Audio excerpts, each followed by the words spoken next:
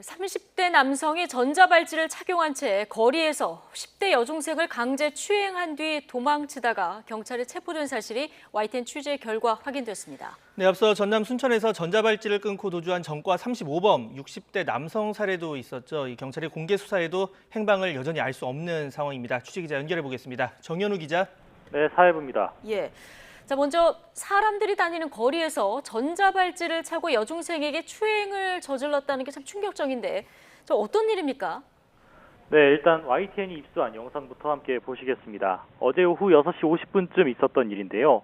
다리를 절면서 도망가는 남성을 여성이 전화기를 붙들고 뒤따라가는 모습입니다.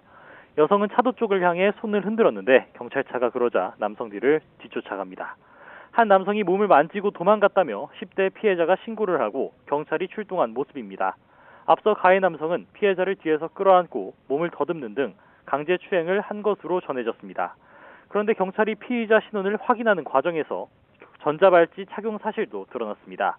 뇌병변 장애를 앓는 30대 A씨는 지난 2015년 장애인을 추행했던 전과로 위치 추적 장치 부착 명령을 받았던 것으로 전해졌습니다. 피의자는 경찰 조사에서 강제추행 혐의를 대체로 인정한 것으로 파악됐습니다. 네, 앞서 성범죄를 포함해서 전과 35범인 60대가 전자발찌를 끊고 달아난 일도 있었는데요. 아직 정확한 행방이 파악되지 않은 겁니까?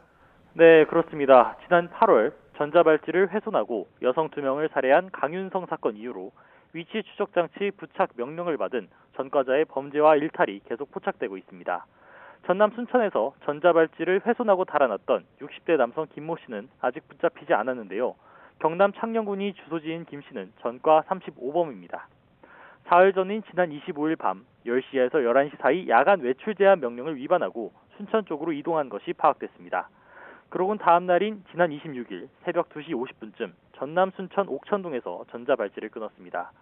마지막으로 확인된 김 씨의 흔적은 어제 오후 2시 10분쯤 경남 진주 반성역입니다. 벌교역에서 무궁화호 기차를 타고 이동했던 것으로 파악됐습니다.